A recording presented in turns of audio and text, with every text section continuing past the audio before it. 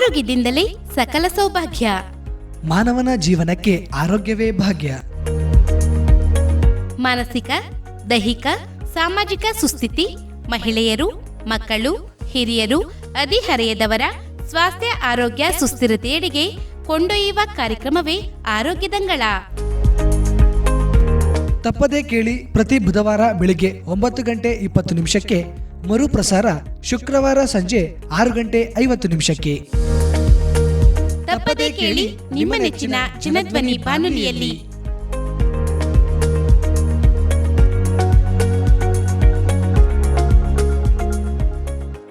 ಆತ್ಮೀಯ ಜನಧ್ವನಿ ಕೇಳುಗರಿಗೆಲ್ಲ ನಮಸ್ಕಾರ. ನಾನು ನಿಮ್ಮ ಬಾನುಲಿ ಗೆಳತಿ ರಮ್ಯಾ ಸರಗೂರು. ಎಂದಿನಂತೆ ತಮಗೆಲ್ಲರಿಗೂ ಆರೋಗ್ಯದಂಗಳ ಕಾರ್ಯಕ್ರಮಕ್ಕೆ ಆತ್ಮೀಯವಾದ ಸ್ವಾಗತ.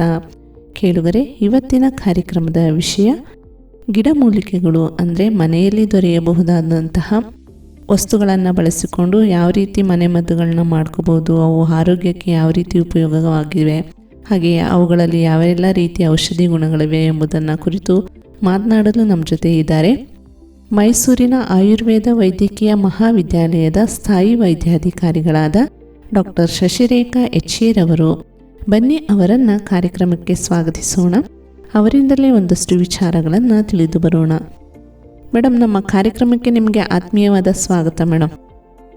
ನಮಸ್ಕಾರ ಮೇಡಮ್. ನಮಸ್ಕಾರ ಮೇಡಮ್.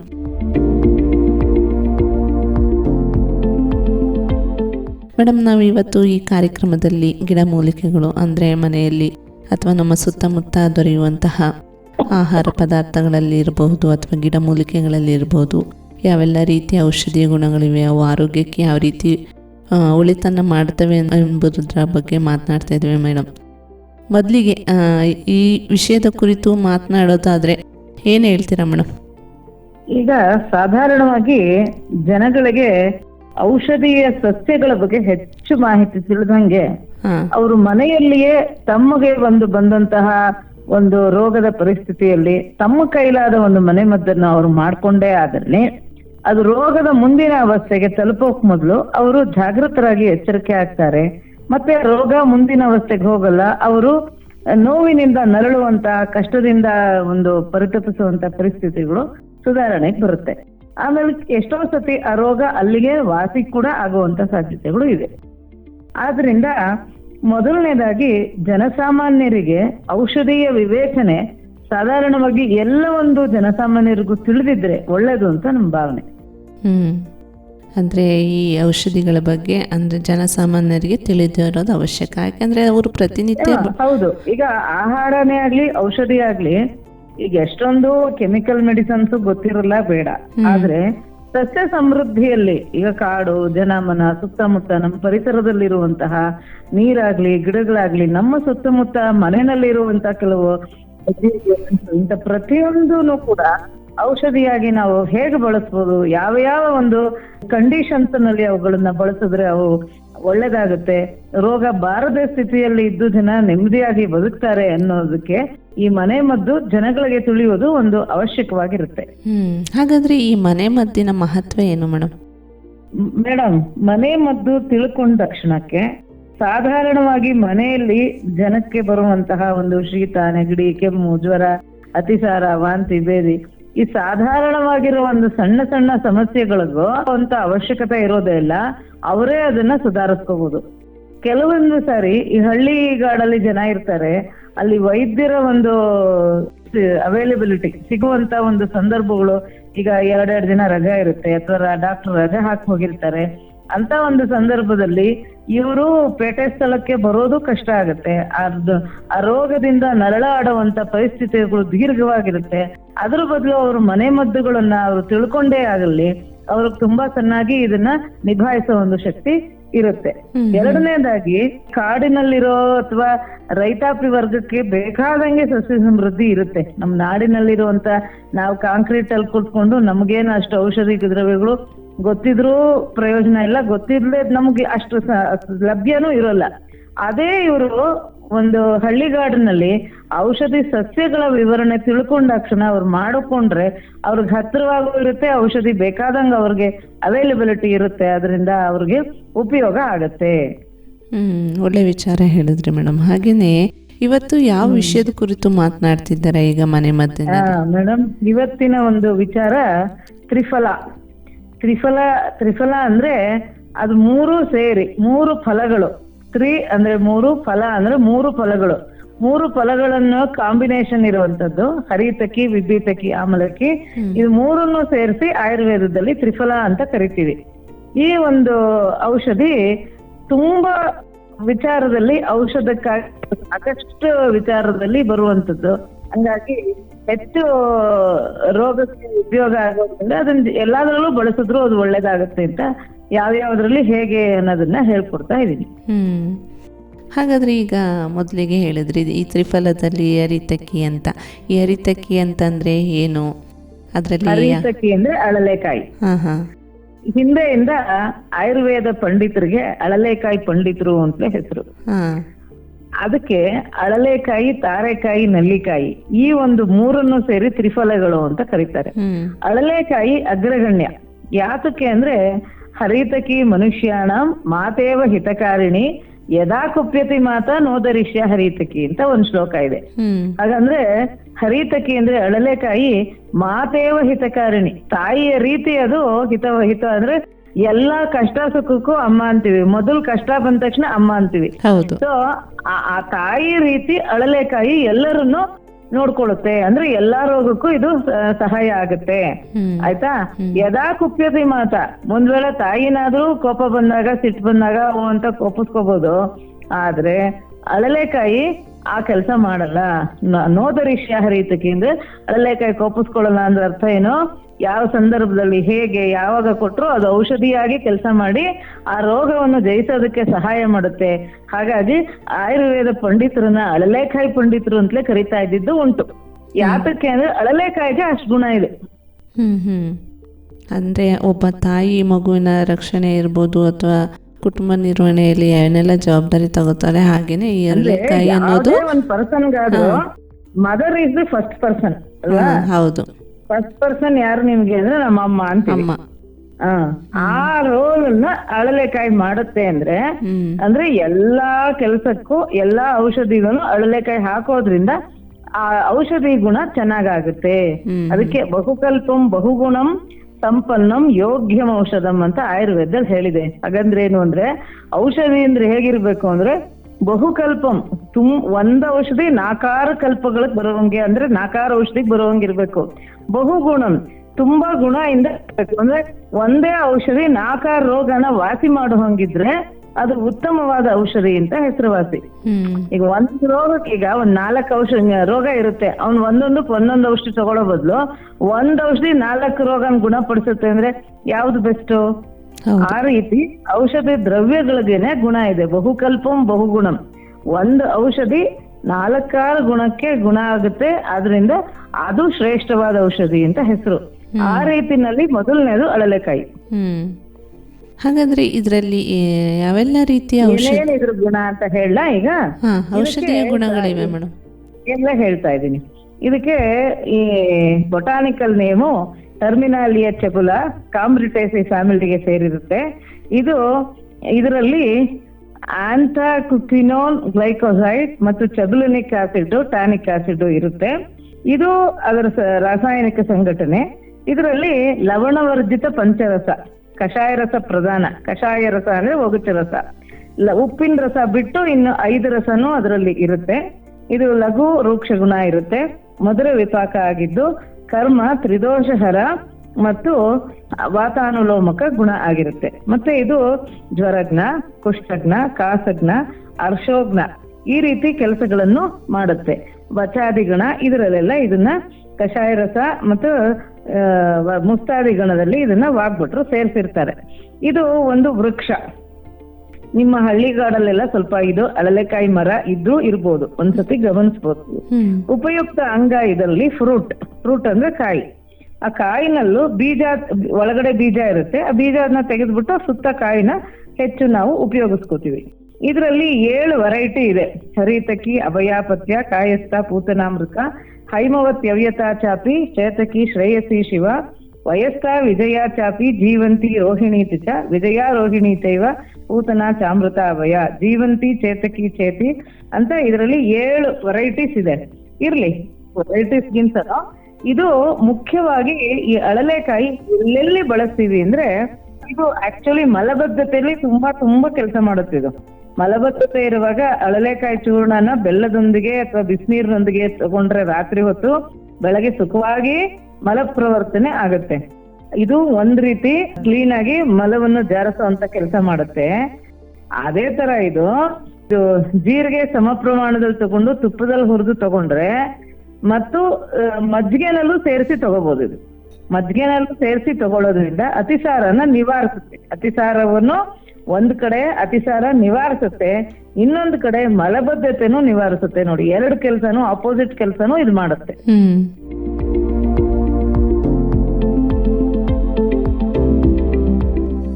ಅಳಲೆಕಾಯಿ, ಶುಂಠಿ, ಸೈಂಧವ ಮೂರನ್ನು ಸಮಾಂಶ ತಗೊಂಡು ಮಜ್ಜಿಗೆಯಲ್ಲಿ ತಗೊಂಡ್ರೆ ಗ್ರಹಣಿ ರೋಗ ಹರ.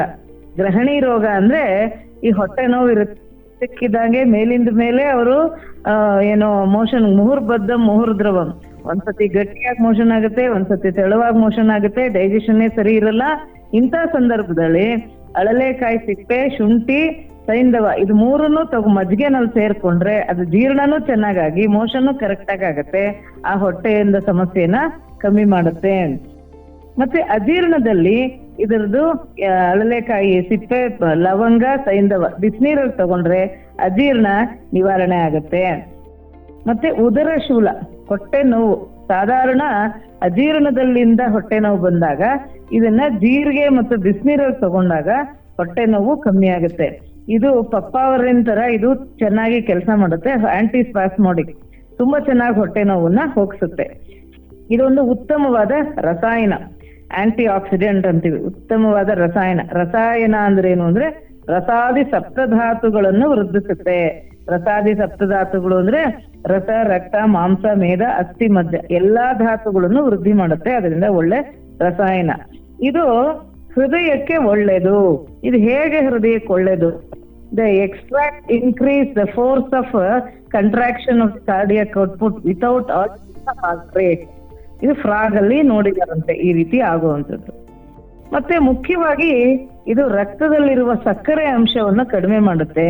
ಇದು ಪ್ರಮೇಹದಲ್ಲಿ ಒಳ್ಳೆಯದು. ಇದು ಮುಖ್ಯವಾಗಿ ಪ್ರಮೇಹದಲ್ಲಿ ಒಳ್ಳೆಯದು.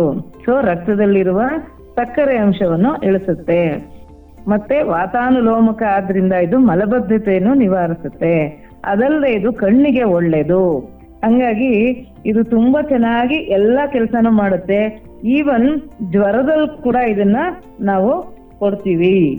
ಅದಲ್ಲದೆ ಎಳೆ ಮಕ್ಕಳಿಗೂ ಅಳಲೆಕಾಯಿನ ಎದೆ ಹಾಲಲ್ಲಿ ಒಂದ್ ಸ್ವಲ್ಪ ತೇದ್ಬಿಟ್ಟು ನೆಕ್ಸಿದ್ರೆ ಮಕ್ಕಳು ಅಳ್ತಾ ಇರುತ್ತೆ. ಏನಕ್ಕೆ ಅಳ್ತಾ ಇರುತ್ತೆ ಅಂತ ಗೊತ್ತಿರಲ್ಲ. ಮೋಸ್ಟ್ಲಿ ಅದು ಅಳ್ತಾ ಇರುತ್ತೆ ಅಂದಾಗ ಇದು ತೇದ್ಬಿಟ್ಟು ಅದರ ಗಂಧನ ತೆಗೆದು ನೆಕ್ಕಿಸಿದಾಗೆ ಕ್ಲೀನ್ ಆಗಿ ಮೋಷನ್ ಆಗುತ್ತೆ. ಹೊಟ್ಟೆ ನೋವು ಮಕ್ಕಳಿಗೆ, ಚಿಕ್ಕ ಮಕ್ಕಳಿಂದಲೂ ಇದನ್ನು ಕೊಡ್ಬೋದು, ಇದೇನೋ ತೊಂದರೆ ಆಗಲ್ಲ. ಎಳೆ ಮಕ್ಕಳಿಂದಲೂ ಇದನ್ನು ಕೊಡೋ ರೂಢಿ ಅಂತೂ ಇದೆ.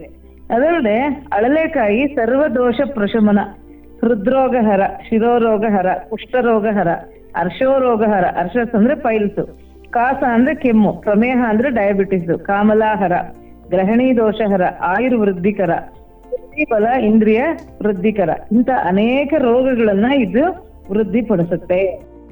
ಈಗ ಸಾಧಾರಣವಾಗಿ ದೇವದಾರು, ಅಳಲೆಕಾಯಿ, ಆಡುಸೋಗೆ, ಒಂದೆಲೆ ಹೊನ್ನೆ, ಶುಂಠಿ, ನಲ್ಲಿಕಾಯಿ ಇವುಗಳಿಂದ ಕಷಾಯ ಮಾಡಿ ಜೇನುತುಪ್ಪ ಸೇರಿಸಿ ಕುಡಿಸಿದ್ರೆ ಕೆಮ್ಮು, ಕಫ ಹೋಗುತ್ತೆ, ಅಗ್ನಿ ಸರಿ ಹೋಗುತ್ತೆ. ಹಾಗಾಗಿ ಜೀರ್ಣ ಶಕ್ತಿನೂ ಸರಿ ಹೋಗುತ್ತೆ. ಕೆಮ್ಮು, ಕಫ ಮತ್ತೆ ಎದೆಯಲ್ಲಿರೋ ಡಿಸ್ಕಂಫರ್ಟುನು ಕಮ್ಮಿ ಆಗುತ್ತೆ.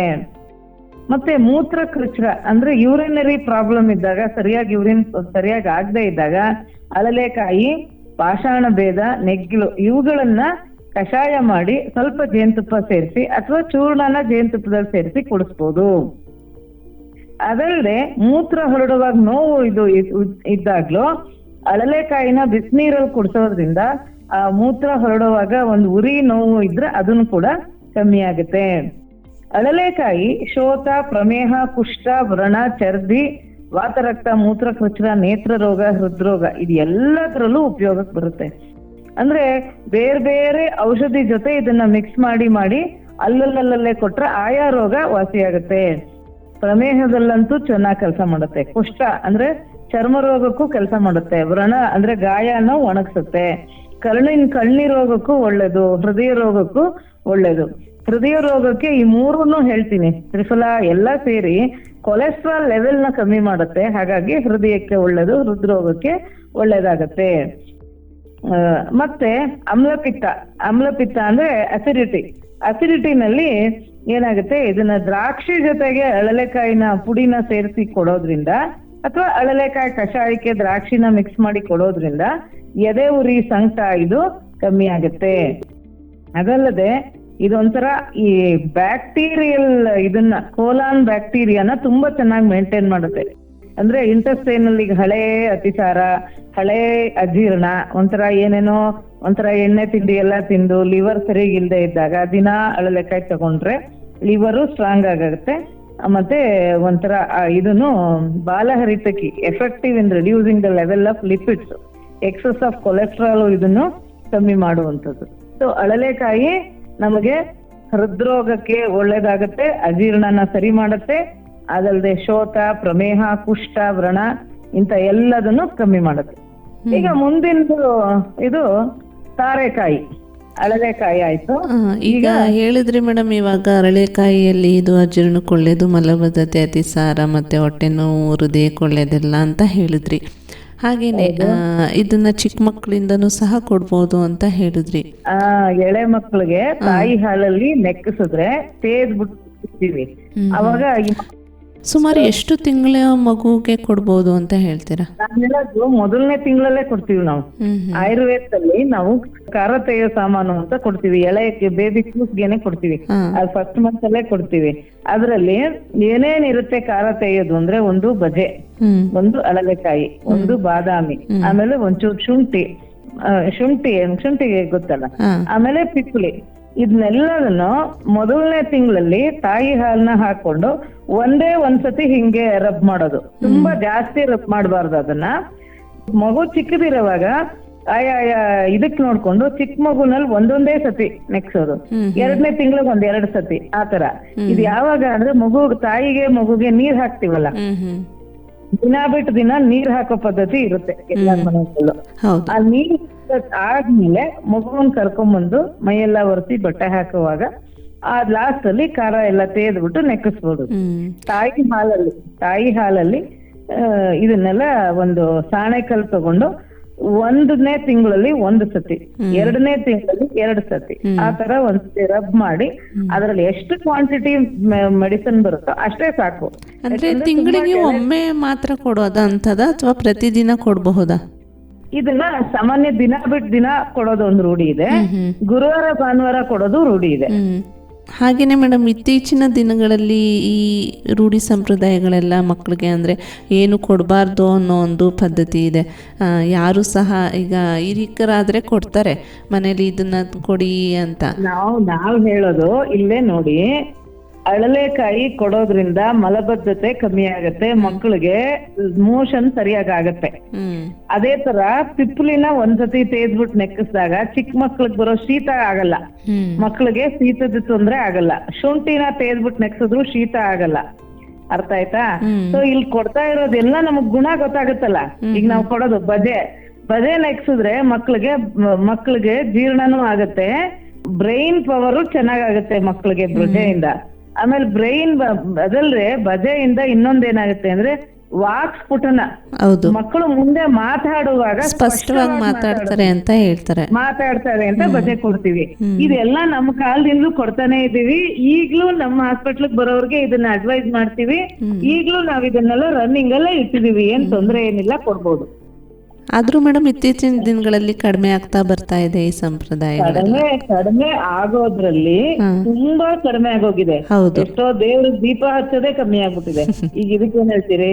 ಸಂಸ್ಕಾರ ಸಂಪ್ರದಾಯಗಳು ಮನುಷ್ಯನ ಏನೋ ಹಳೇದನ್ನ ಇದ್ ಬಿಡು ಅದ್ ಬಿಡು ಅಂದ್ರೆ ಈಗಿಂದ ಏನಾಗುತ್ತೆ, ಎಲ್ಲರೂ ಕೆಲ್ಸಕ್ಕೆ ಹೋಗ್ತಾರೆ, ಬೆಳಗ್ಗೆ ಮಾಡೋದು ಓಡೋದು ಇಷ್ಟ್ರಲ್ಲೇ ಇದೆ. ಹಂಗಾಗಿ ತುಂಬಾ ವಿಚಾರಗಳು ಅರ್ಥ ಆಯ್ತಾ? ತುಂಬಾ ಮಾಡೋದು ಮನೆಗೆ ಎಲ್ಲರೂ ಕೆಲ್ಸಕ್ಕೆ ಹೋಗೋ ಅವಾಂತರ, ಕೆಲ್ಸ ಟೈಮ್ ಇರಲ್ಲ, ಮತ್ತೆ ಈ ಕಂಪ್ಯೂಟರೀಕರಣ, ಕೆಲಸದ ಒತ್ತಡ ಹೆಚ್ಚು, ಹಂಗಾಗಿ ಬೇಕಾದಷ್ಟು ವಿಚಾರಗಳು ನಮ್ಮ ಒಂದು ಸಂಪ್ರದಾಯದ ವಿಚಾರಗಳೆಲ್ಲ ಮರ್ತೇ ಹೋಗ್ತಾ ಇದೆ. ಅದರಲ್ಲಿ ಆಯುರ್ವೇದದ ಔಷಧಿಗಳು ಕೂಡ ಮನೆಯಲ್ಲಿ ಮಾಡೋ ವಿಚಾರಗಳು ಎಷ್ಟೊಂದು ಹೊರಟೋಗ್ತಾನೆ ಇದೆ. ಹಾಗೆಯೇ ಮೇಡಮ್, ಇವಾಗ ಇಷ್ಟೆಲ್ಲ ಆರೋಗ್ಯಕರ ಗುಣಗಳಿದೆ ಅಂತ ಹೇಳಿದ್ರಿ. ಈಗ ಹಾಗೆಯೇ ಸೌಂದರ್ಯವರ್ಧಕ ಗುಣಗಳು ಏನಿದೆ ಅರಳೆಕಾಯಿಯಲ್ಲಿ ಅಂತ ಮುಂದಕ್ಕೂ ಹೇಳ್ತೀನಿ. ಸೌಂದರ್ಯವರ್ಧಕಕ್ಕೆ ಇದನ್ನ ಮುಗಿಸ್ಬಿಟ್ಟು ಹೇಳ್ತೀನಿ ತಾಳಿ. ತಾರೆಕಾಯಿ, ನಲ್ಲಿಕಾಯಿ ಹೇಳ್ಬಿಟ್ಟು ಒಟ್ಟಿಗೆ ಹೇಳ್ತೀನಿ ನಿಮ್ಗೆ ಆ ಪ್ರಶ್ನೆಗೆ, ಆಯ್ತಾ?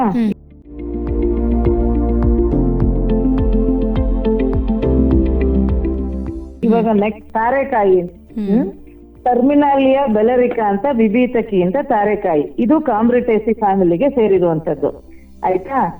ಆಮೇಲೆ ಇದಕ್ಕೆ ಅಕ್ಷಫಲ, ಕರ್ಷಫಲ, ಕಲಿದ್ರುಮ, ಭೂತವಾಸ, ಕಲಿಯುಗಾಲಯ ಅಂತೆಲ್ಲ ಹೆಸರು ಈ ಬಿಬಿತಕಿ ಅಂತ. ತಾರೆಕಾಯಿ ಅಂತ ಇದ್ರ ಹೆಸರು. ಈ ತಾರೆಕಾಯಿ ಗಿಡಕ್ಕೆ ರೂಕ್ಷಂ ನೇತ್ರ ಹಿತಂ ಕೇಶ್ಯಂ ಕ್ರಿಮಿಂ ವೈಶ್ವರ್ಯ ನಾಶನಂ. ಇದ್ರದ್ದು ಏನೋ ರೂಕ್ಷ, ನೇತ್ರಹಿತ, ಕೇಶ್ಯ, ಕ್ರಿಮಿಹರ. ಆಮೇಲೆ ಇದ್ರ ಗುಣ ಲಘು ರೂಕ್ಷ ಗುಣ, ಕಷಾಯ ರಸ, ಆಮೇಲೆ ಮಧುರ ವಿಪಾಕ, ಉಷ್ಣವೀರ್ಯ. ಆಮೇಲೆ ಕರ್ಮ ಕಫಪಿತ್ತಹರ, ವಾತಾನುಲೋಮಕ, ಕಾಸಹರ, ಚಕ್ಷುಷ್ಯ, ಕೂದಲಿಗೆ ಹಿತ. ಇದು ಜ್ವರ, ಕಾಸ, ಶ್ವಾಸ, ಅತಿಸಾರ, ಅಶ್ಮರಿ, ಚರ್ದಿ, ತೃಷ್ಣ. ಅಶ್ಮರಿ ಅಂದ್ರೆ ಮೂತ್ರದಲ್ಲಿ ಕಲ್ಲು, ಚರ್ದಿ ಅಂದ್ರೆ ವಾಂತಿ, ಇದನ್ನೆಲ್ಲ ವಾಸಿ ಮಾಡುತ್ತೆ. ಶ್ವಿತ್ರದಲ್ಲಿ, ಶ್ವಿತ್ರ ಅಂದ್ರೆ ಬಿಳಿ ತೊನ್ನಲ್ಲಿ ಅಕ್ಷಫಲದ ತೈಲದಲ್ಲಿ ಲೇಪ ಮಾಡುವಂಥದ್ದು. ಅಶ್ಮರಿನಲ್ಲಿ, ಅಶ್ಮರಿ ಅಂದ್ರೆ ಕಿಡ್ನಿಯಲ್ಲಿ ಸ್ಟೋನ್ ಇರೋದು, ಅದರಲ್ಲಿ ಬಿಬಿತಕಿ ಬೀಜದನ್ನ ಕಷಾಯ ಮಾಡಿ ಕುಡಿಯುವಂಥದ್ದು. ಕಾಸ ಶ್ವಾಸ, ಕಾಸ ಅಂದ್ರೆ ಕೆಮ್ಮು, ಶ್ವಾಸದಲ್ಲಿ ಬಿಬಿತಕಿ ಚೂರ್ಣ ಅಂದ್ರೆ ತಾರೆಕಾಯಿ ಚೂರ್ಣವನ್ನು ಜೇನುತುಪ್ಪದೊಂದಿಗೆ ಸೇವನೆ ಮಾಡುವಂಥದ್ದು. ಅದೇ ತರ ಅತಿಸಾರದಲ್ಲಿ ಇದರ ಒಂದು ಫಲವನ್ನು ಸುಟ್ಟು ಉಪ್ಪು ಸೇರಿಸಿ ಸೇವನೆ ಮಾಡಿದ್ರೆ ಅತಿಸಾರವನ್ನು ನಿಲ್ಲುವಂಥದ್ದು. ಮತ್ತೆ ಇದು ಎಲ್ಲೆಲ್ಲಿ ಬಳಸ್ತೀವಿ ಅಂದ್ರೆ ತುಲ್ಯ, ಲವಂಗ, ಮರೀಚ, ಅಕ್ಷಫಲ, ತ್ವಚಹಸ್ಸು ಅಂದ್ರೆ ಲವಂಗಾದಿ ಒಟ್ಟಿನಲ್ಲಿ ಬಿಬಿತಕ್ಕಿನ ಹೆಚ್ಚು ಬಳಸ್ತೀವಿ. ಈ ಬಿಬಿತಕ್ಕಿ, ಅಳಲೆಕಾಯಿ, ತಾರೆಕಾಯಿಗೆ ಬಹಳಷ್ಟು ಸಾಮ್ಯ ಗುಣ ಇದೆ. ಅದರಿಂದ ಇದು ಮೂರನ್ನು ಸಾಮ್ಯ ಸೇರಿಸಿರುವಂತದ್ದು. ಮೂರರಲ್ಲೂ ಸದಾ ಸಾಮಾನ್ಯ ಒಂದೇ ತರ ಗುಣಗಳು ಮೂರು ನೋಡಿ. ಲಘು ರೂಕ್ಷ ಗುಣ, ಮಧುರ ವಿಪಾಕ, ನಲ್ಲಿಕಾಯಿ ಮಾತ್ರ ಶೀತವೀರ್ಯ, ಇವೆರಡು ಉಷ್ಣವೀರ್ಯನೇ. ಮತ್ತೆ ಗುಣಗಳು ಎಲ್ಲ ಒಂದು, ಅದು ಚಕ್ಷುಷ್ಯ, ಇದು ಚಕ್ಷುಷ್ಯ, ಇದು ಕೇಶ್ಯ, ಅದು ಕೇಶ್ಯ, ಈ ರೀತಿ ಸಾಮ್ಯತೆ ಗುಣ ಅಂತ ಮೂರರಲ್ಲೂ ಇದೆ.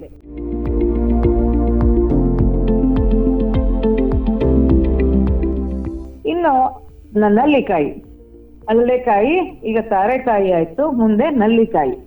ನಲ್ಲಿಕಾಯಿ ನಿಮ್ಮ ಜನಸಾಮಾನ್ಯರಿಗೆ ತುಂಬಾ ಗೊತ್ತಿರೋದು ಅರಳೆಕಾಯಿ, ನಲ್ಲಿಕಾಯಿ. ಅರಳೆಕಾಯಿ ಗೊತ್ತು, ಹಾಗೆ ನಲ್ಲಿಕಾಯಿ ತುಂಬಾ ಜನಕ್ಕೆ, ಎಲ್ಲರಿಗೂ ಸಾಧಾರಣ ಅರಳೆಕಾಯಿಗಿಂತ ಜಾಸ್ತಿ ನಲ್ಲಿಕಾಯಿ ಗೊತ್ತು. ಹೌದು. ಸೊ ನಲ್ಲಿಕಾಯಿದೇನು? ವಯಸ್ತ ಆಮಲಕಿ ವೃಷ್ಯ, ಜಾತಿ ಫಲ ರಸಂ ಶಿವಂ, ದಾತ್ರಿ ಫಲಂ ಶ್ರೀಫಲಂ ಚ ತಥಾ ಅಮೃತ ಫಲಂ ಸ್ಮೃತಂ. ಇದಕ್ಕೆ ಪರ್ಯಾಯ ಪದ ಸಿನಾನಿಮ್. ವಯಸ್ಸ ಅಂದ್ರೆ ವಯಸ್ಸನ್ನು ಮುಂದೆ ಹಾಕದೆ, ಅಂದ್ರೆ ಆ ವಯಸ್ಸನ್ನ ಒಂದು ಕಾಪಾಡುವಂತ ಗುಣ ನಲ್ಲಿಕಾಯಲ್ಲಿದೆ. ಆಮೇಲೆ ಆಮಲಕಿ, ವೃಷ್ಯ, ಜಾತಿ ಫಲ, ಶ್ರೀಫಲ, ಇದೆಲ್ಲ ಇದಕ್ಕೆ, ಅಮೃತ ಫಲ, ಇದೆಲ್ಲ ಇದಕ್ಕೆ ಒಂದು ಪರ್ಯಾಯ ಪದ ಆಗಿರುತ್ತೆ. ಎಂಬಿಲಿಕಾ ಅಫಿಷಿನಾಲಿಸ್ ಇದರದ ಬಟಾನಿಕಲ್ ನೇಮು. ಇಫೋರ್ಬಿಯಸಿ ಫ್ಯಾಮಿಲಿಗೆ ಸೇರಿರುವಂತದ್ದು. ಮತ್ತೆ ವಯಸ್ಸಾಪನ ಗಣ, ಅದೇ ತರ ಪುಷ್ಟಗ್ನ ಗಣ, ಇದ್ರಲ್ಲೆಲ್ಲ ಇದೆ. ಇದು ಕೂಡ ಆಮ್ಲರಸ ಪ್ರಧಾನವಾಗಿ ಆಮ್ಲರಸ. ಇದರಲ್ಲಿ ಆಮ್ಲ ಪ್ರಧಾನ ಪಂಚರಸ, ಮತ್ತೆ ಶೀತವೀರ್ಯ, ಮಧುರ ವಿಪಾಕ, ತ್ರಿದೋಷಹರ, ವಯಸ್ಸಾಪನ, ರಸಾಯನ, ಚಕ್ಷುಷ್ಯ, ವೃಷ್ಯ. ಇದು ಪ್ರಮೇಹಹರ, ರಕ್ತಪಿತ್ತ, ನೇತ್ರ ರೋಗ, ಕುಷ್ಠ, ಅರ್ಶಸ್ಸು, ಪ್ರದರ, ಮೂತ್ರಕೃಚ್ರ, ಈ ಒಂದು ರೋಗಗಳಲ್ಲಿ ಇದು ನಲ್ಲಿಕಾಯಿ ತುಂಬಾ ಕೆಲಸವನ್ನು ಮಾಡುತ್ತೆ. ಅದರಲ್ಲದೆ ಆಮ್ಲರಸನೇ ಇದರಲ್ಲಿ ಪ್ರಧಾನವಾಗಿರುತ್ತೆ. ಇದರಲ್ಲಿ ಹೆಚ್ಚು ವೈಟಮಿನ್ ಸಿ ಹೆಚ್ಚಿದೆ. Best immunomodulator, antioxidant, best immunomodulator ಆಗಿ ಕೆಲಸ ಮಾಡುತ್ತೆ. ಮತ್ತೆ ಇದು ಅರಿಶಿನ ಮತ್ತು ನಲ್ಲಿಕಾಯಿ, ಇದನ್ನ ಪ್ರಮೇಹದಲ್ಲಿ ಕೊಡ್ತೀವಿ. ಅರಿಶಿನ, ನಲ್ಲಿಕಾಯಿ ನಿಶಾಮಲಕಿ ಅಂತಾನೆ ಹೇಳ್ತೀವಿ. ಇದು ಪ್ರಮೇಹದಲ್ಲಿ ಅಂದ್ರೆ ಮೇಹ ಅಂದ್ರೆ ಇದು ಡಯಾಬಿಟಿಸ್. ಹ್ಮ್ ಮತ್ತೆ ಹಿಕ್ಕ ಅಂದ್ರೆ ಇದು ಏನದು ಬಿಕ್ಕಳಿಕೆ. ಆಮಲಕ್ಕಿ ರಸ ಪಿಪ್ಪಲಿ ಜೊತೆ ಜೇನುತುಪ್ಪದ ಜೊತೆ ತಗೊಂಡ್ರೆ ಈ ಬಿಕ್ಕಳಿಕೆ ಕಮ್ಮಿ ಆಗುತ್ತೆ. ಆಮ್ಲಪಿತ್ತದಲ್ಲಿ ಆಮಲಕ್ಕಿ ರಸ ನಿತ್ಯ ಸೇವನೆ ಆಮ್ಲಪಿತ್ತ ಅಂದ್ರೆ ಅಸಿಡಿಟಿ ಅದು ಕಮ್ಮಿ ಆಗುತ್ತೆ. ಅದೇ ತರ ನಲ್ಲಿಕಾಯಿನ ಪಿತ್ತ ಪ್ರಧಾನವಾದಂತಹ ಒಂದು ವಿಕಾರಗಳಲ್ಲಿ ನಲ್ಲಿಕಾಯ್ದೊಂದು ಪಾನಕ ಹೆಂಗ್ ಮಾಡೋದು ಅಂದ್ರೆ, ನಲ್ಲಿಕಾಯಿ ರಸ ತಗೊಂಡು ಬೆಲ್ಲವನ್ನು ಸೇರಿಸಿ ಏಲಕ್ಕಿ ಪುಡಿ, ಕೇಸರಿ, ಶುಂಠಿ ರಸ ಸೇರಿಸಿ ಬೆರೆಸಿ ಚೆನ್ನಾಗಿ ಅದನ್ನ ಮಿಕ್ಸ್ ಮಾಡಿ ಕುಡಿಯುವಂಥದ್ದು. ಇದು ತುಂಬಾ ಚೆನ್ನಾಗಿ ಗಂಟಲಿಂದ ಹಿಡಿದು ಹೊಟ್ಟೆವರೆಗೂ ಅತಿಯಾದ ಪಿತ್ತವನ್ನು ಕಮ್ಮಿ ಮಾಡುತ್ತೆ. ಕಣ್ಣು ಉರಿ, ಕಣ್ಣು ನೋವು, ಆಮೇಲೆ ಹೊಟ್ಟೆ ಉರಿ, ಎದೆ ಉರಿ, ಸಂಕಟ, ಈ ಅಲ್ಸರ್ ಆಗಿದ್ರು ಕೂಡ ವಾಸಿ ಮಾಡುತ್ತೆ. ಯಾಕೆಂದ್ರೆ ಇದು ರಿಚ್ ವೈಟಮಿನ್ ಸಿ. ಹಂಗಾಗಿ ಗಾಯವನ್ನು ಒಣಗಿಸುವಂತ ಶಕ್ತಿ ಅಂದ್ರೆ ಐಟಿಸ್ ಗಳನ್ನೆಲ್ಲ ಅಂದ್ರೆ ಏನ್ ಇನ್ಫ್ಲಮೇಷನ್ ಇದ್ರು ಒಳಗಡೆ ಗಾಯ ಆಗೋ ಒಂದು ಸಮಸ್ಯೆಗಳೇ ಇದ್ರೂನು ಅದು ಒಣಗಿಸುವಂತ ಕೆಲಸ ನಲ್ಲಿಕಾಯಿ ಮಾಡುತ್ತೆ. ಮತ್ತೆ ಅತಿಯಾದ ಒಂದು ಪಿತ್ತವನ್ನು ಶಮನ ಮಾಡುತ್ತೆ. ಕೂದಲು ಉದುರೋದನ್ನ ಕಡಿಮೆ ಮಾಡಿಸುತ್ತೆ. ನಲ್ಲಿಕಾಯಿ, ಕವಲದ ಹೂವು, ಚೆಂಗಲ್ಕೋಶ, ಆಲದ ಮರದ ಪುಡಿ ಇವುಗಳ ಸಮ ಪ್ರಮಾಣ ಕೂಡಿಸಿ ಚೂರ್ಣ ಮಾಡಿ ಜೇನುತುಪ್ಪ ಸೇರಿಸಿ ಬಾಯಲ್ಲಿ ಇಟ್ಕೊಂಡ್ರೆ ಬಾಯಿ ಒಣಗೋದು ಕಮ್ಮಿ ಆಗೋದೇ ಅಲ್ಲದೆ ಬಾಯಿ ಹುಣ್ಣು ಬರಲ್ಲ. ಸೊ ಈ ನಲ್ಲಿಕಾಯಿ, ಅಡಲೆಕಾಯಿ, ತಾರೆಕಾಯಿ ಮೂರರಲ್ಲೂ ಸಾಮ್ಯ ಗುಣ ಏನೇನ್ ಕೆಲಸ ಮಾಡುತ್ತೆ ಅಂದ್ರೆ, ಮೂರು ಕೂಡ ಹೃದಯಕ್ಕೆ ಒಳ್ಳೇದು, ಮೂರು ಕೂಡ ಕೂದಲು ಉದುರೋಕೆ ಒಳ್ಳೇದು, ಮೂರು ಕೂಡ ಗಂಟ್ಲಿಗೆ ಒಳ್ಳೇದು, ಮೂರು ಕೂಡ ಗಾಯವನ್ನು ಒಣಗಿಸೋದ್ರಲ್ಲಿ ಒಳ್ಳೇದು. ಸೊ ಈ ಎಲ್ಲಾ ಗುಣನೂ ಸೇರಿರೋದ್ರಿಂದ ಈ ಮೂರನ್ನು ಸೇರಿಸಿ ಈಗ ತ್ರಿಫಲ ಅಂತ ಕರಿತೀವಿ. ಒಳ್ಳೆ ವಿಚಾರಗಳನ್ನ ತಿಳಿಸ್ಕೊಟ್ರಿ ಮೇಡಮ್. ಇಷ್ಟೊತ್ತು ನಮ್ಮ ಆರೋಗ್ಯದಂಗಳ ಕಾರ್ಯಕ್ರಮದಲ್ಲಿ ಭಾಗವಹಿಸಿ ಈ ಗಿಡಮೂಲಿಕೆಗಳಲ್ಲಿ ಒಂದಾದ ತ್ರಿಫಲ ಅಂದರೆ ಹರಳೆಕಾಯಿ, ತಾರೆಕಾಯಿ, ನಲ್ಲಿಕಾಯಿ ಈ ಮೂರರಲ್ಲಿ ಇರುವಂತಹ ಔಷಧೀಯ ಗುಣಗಳ ಕುರಿತು ಸಾಕಷ್ಟು ವಿಚಾರಗಳನ್ನ ತಿಳಿಸ್ಕೊಟ್ಟಿದ್ದೀರಾ. ಹಾಗೆಯೇ ಪ್ರತಿನಿತ್ಯ ನಾವು ಈ ತ್ರಿಫಲವನ್ನು ಬಳಸೋದ್ರಿಂದ ಆರೋಗ್ಯಕರವಾಗಿರ್ಬೋದು ಎಂಬೆಲ್ಲ ವಿಚಾರಗಳನ್ನ ನಮ್ಮ ಕೇಳುಗರಿಗೆ ತಿಳಿಸ್ಕೊಟ್ಟಿದ್ದೀರಾ. ಅದಕ್ಕಾಗಿ ನಿಮಗೆ ತುಂಬ ಹೃದಯದ ಧನ್ಯವಾದಗಳು ಮೇಡಮ್. ಧನ್ಯವಾದಗಳು ಮೇಡಮ್.